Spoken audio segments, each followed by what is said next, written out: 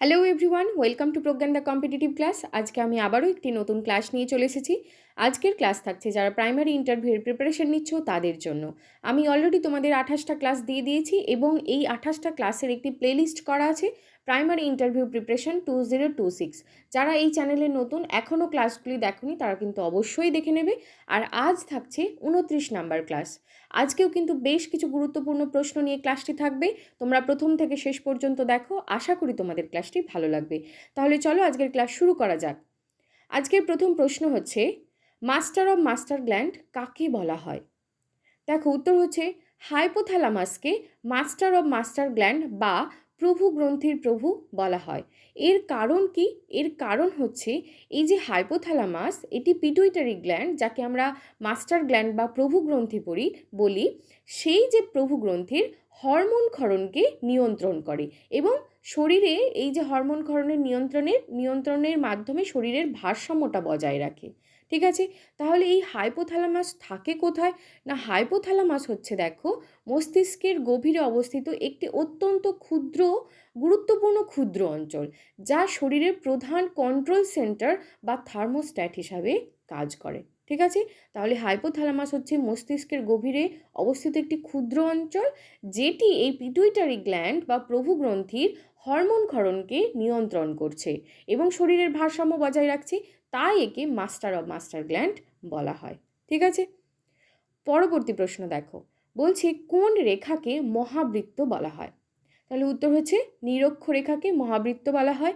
কেন বলা হয়? না, এটি পৃথিবীর সবচেয়ে বড় বৃত্তাকার রেখা, যা পৃথিবীকে উত্তর ও দক্ষিণ গোলার্ধ এই দুটি ভাগে মানে সমান ভাগে বিভক্ত করেছে।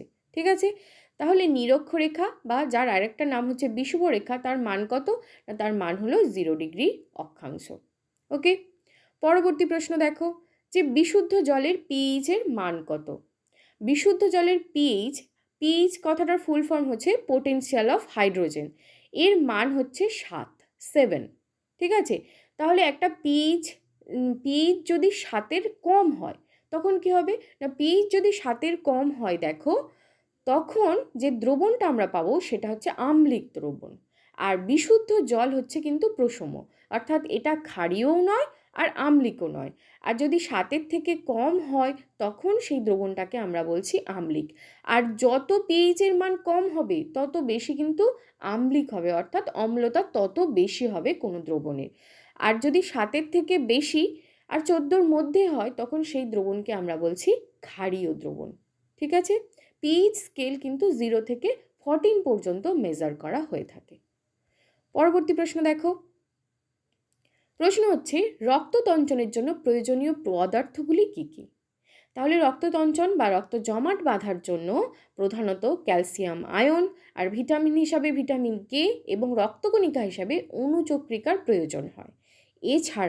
এছাড়াও গুরুত্বপূর্ণ বিষয় হচ্ছে যে রক্ত রসে থাকা ফাইব্রিনোজেন এবং প্রথম বিন যে প্রোটিন, সেগুলো কিন্তু এই রক্ততঞ্চনে বিশেষ গুরুত্বপূর্ণ ভূমিকা কিন্তু পালন করছে। ঠিক আছে, তাহলে রক্ততঞ্চনের জন্য আমরা পাচ্ছি ক্যালসিয়াম আয়ন, ভিটামিন কে, অণুচক্রিকা এবং রক্তরসে ফাইব্রিনোজেন এবং প্রথমবিন নামক প্রোটিন, যেগুলো এই রক্ততঞ্চনের জন্য গুরুত্বপূর্ণ ভূমিকা পালন করে।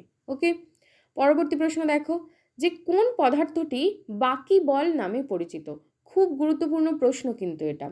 ঠিক আছে, তো কোন পদার্থটি বাকিবল নামে পরিচিত? না, বাকিবল হচ্ছে ফুলারিনকে বলা হয় বাকিবল, বা বিশেষভাবে যেটার নাম হচ্ছে বাকমিনস্টার ফুলারিন। ঠিক আছে, এটি কেমন দেখতে দেখো, এটি আসলে হচ্ছে কার্বনের একটি বহুরূপ বা অ্যালোট্রপ। আর এটা 60টি কার্বন পরমাণু বা C60 দ্বারা গঠিত হয় এবং গোলাকার অণুটি দেখতে অনেকটা ফুটবলের মতো, তাই একে বাকিবল বলা হচ্ছে। আর বিখ্যাত স্থপতি বাকমিনস্টার ফুলারের নাম অনুসারে কিন্তু এর নাম এই বাকিবল দেয়া হয়েছে। ঠিক আছে, পরবর্তী প্রশ্ন দেখো, যে তাপ ও তাপমাত্রা মাপার যন্ত্রের নাম কি? তাপ মাপার যন্ত্রের নাম হচ্ছে ক্যালোরিমিটার, আর তাপমাত্রা মাপার যে যন্ত্র সেটা হচ্ছে থার্মোমিটার। ওকে, তাহলে তাপ মাপা হচ্ছে দেখো ক্যালোরিমিটারে, তাপমাত্রা মাপা হচ্ছে থার্মোমিটারে। নেক্সট প্রশ্ন, প্রথম মানুষের আবির্ভাব হয় কোন মহাদেশে? প্রথম মানুষের আবির্ভাব হয় আফ্রিকা মহাদেশে। নেক্সট প্রশ্ন দেখো, যে একটি কঠিনে কঠিন দ্রবণের উদাহরণ দাও।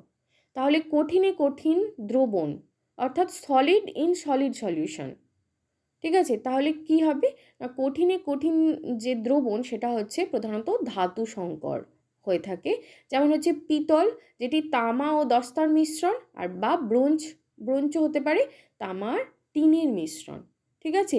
তাহলে সলিডে সলিড হচ্ছে ধাতু সংকর হিসাবে আমরা পিতল আর ব্রোঞ্জকে বলতে পারি। ওকে, যেমন কঠিনে তরল সেটা হচ্ছে চিনি আর জল, সেরকম কঠিনে কঠিন হচ্ছে তামা ও দস্তার মিশ্রণ, যেটাকে আমরা বলছি পিতল হিসাবে আমরা একটি সংকর ধাতু পাচ্ছি। পরবর্তী প্রশ্ন দেখো, যে ক্ষুদ্রতম এবং বৃহত্তম মৌলিক সংখ্যাগুলি কোনগুলি? তাহলে ক্ষুদ্রতম মৌলিক সংখ্যা তোমরা জানো 2। এইবার আসছি বৃহত্তম মৌলিক সংখ্যায়। এই যে প্রশ্নটা, এটা কিন্তু বেশ গুরুত্বপূর্ণ প্রশ্ন। দেখো, মৌলিক সংখ্যা কিন্তু অসীম, যে সেট অফ প্রাইম নাম্বারস হচ্ছে ইনফাইনাইট, তো অসীম, তাই বৃহত্তম মৌলিক সংখ্যাটি এখনও অনাবিষ্কৃত। তবে এখনও পর্যন্ত আবিষ্কৃত সবচেয়ে বড় যে মৌলিক সংখ্যা সেটা হচ্ছে এটা 2 টু দি পাওয়ার 136279841 ঠিক আছে, যেটাকে আমরা বলি মার্সেন প্রাইম, আর যেটাকে এইভাবে ডিনোট করা হয়ে থাকে। ওকে, হয়তো জিজ্ঞেস করতেই পারে, তোমরা ছোট্ট করে বলবে যে যেহেতু মৌলিক সংখ্যার সেট, যে সেট অফ প্রাইম নাম্বারস হচ্ছে ইনফাইনাইট, তাই এখনও পর্যন্ত বৃহত্তম মৌলিক সংখ্যাটি অনাবিষ্কৃত, এবং সবচেয়ে বড় যে মৌলিক সংখ্যাটি সেটাকে আমরা মার্সেন প্রাইম বলে থাকি, যেটা হচ্ছে এই যে এই নাম্বারটা, ঠিক আছে? তোমরা মার্সেন প্রাইমও বলে রাখতে পারো। ওকে, পরবর্তী দেখো, পরবর্তী হচ্ছে ভিনিগার কোন অ্যাসিডে, ভিনিগারে কোন অ্যাসিড থাকে? তাহলে ভিনিগারে অ্যাসিটিক অ্যাসিড থাকে। এবার অ্যাসিটিক অ্যাসিডের সংকেতটা কি একটু দেখে নাও, কারণ সংকেত জিজ্ঞেস করছে বিভিন্নভাবে। তাহলে অ্যাসিটিক অ্যাসিডের সংকেত হচ্ছে CH3। আচ্ছা, এই 3টা কিন্তু সাফিক্সে হবে, নিচে হবে, তো H3 এইভাবে লিখবে, H নিচে 3,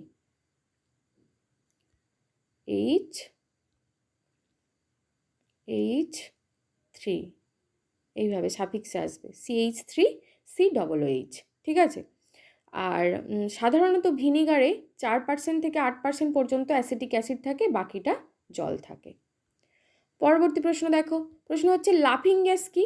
না, লাফিং গ্যাস হচ্ছে নাইট্রাস অক্সাইড, যেটাকে আমরা N2O, 2টাও কিন্তু সাফিক্সে হবে N2O, যা একটি বর্ণহীন ঈষৎ মিষ্টি গন্ধযুক্ত অধার্য গ্যাস।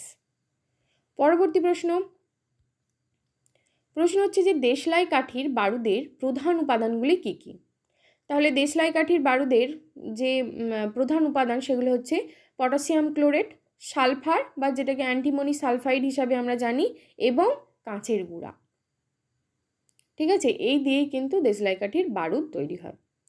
নেক্সট প্রশ্ন দেখো, যে 2 দ্বারা বিভাজ্য সংখ্যার শেষ অঙ্ক কী কী হতে পারে?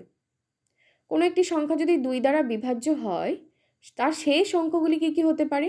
না, শেষ অঙ্ক বা এককের ঘরের অঙ্কটি সবসময় 0, 2, 4, 6, 8 অথবা 8, 0, 2, 4, 6, 8 এর মধ্যে যে কোনো একটা হলেই কিন্তু ওই 2 দ্বারা বিভাজ্য হবে ওই সংখ্যাটি, ঠিক আছে? অর্থাৎ আমরা বলতে পারি যে কোনো সংখ্যার শেষ অঙ্কটি যদি জোড় সংখ্যা হয়, তাহলেই কিন্তু সেটা 2 দ্বারা বিভাজ্য হবে। নেক্সট প্রশ্ন দেখো, যে ছায়াপথ কি? না, ছায়াপথ বা গ্যালাক্সি হচ্ছে মহাকর্ষ বলের দ্বারা আবদ্ধ গ্যাস, ধূলিকণা এবং কোটি কোটি নক্ষত্র ও ডার্ক ম্যাটারের এক বিশাল সমষ্টি। আর সূর্য হচ্ছে মিল্কি ওয়ে বা আকাশগঙ্গা নামে একটি সর্পিল ছায়াপথের সদস্য। লাস্ট প্রশ্ন দেখো, সীমান্ত গান্ধী কাকে বলা হয়? না, খান আব্দুল গফর খানকে বলা হয় সীমান্ত গান্ধী। তাহলে আজকের 15টা প্রশ্ন ছিল। তোমাদের ক্লাস কেমন লাগলো অবশ্যই জানাবে, আর যারা এই চ্যানেলে নতুন, চ্যানেলটি কিন্তু অবশ্যই সাবস্ক্রাইব করে নেবে, ঠিক আছে? Thank you.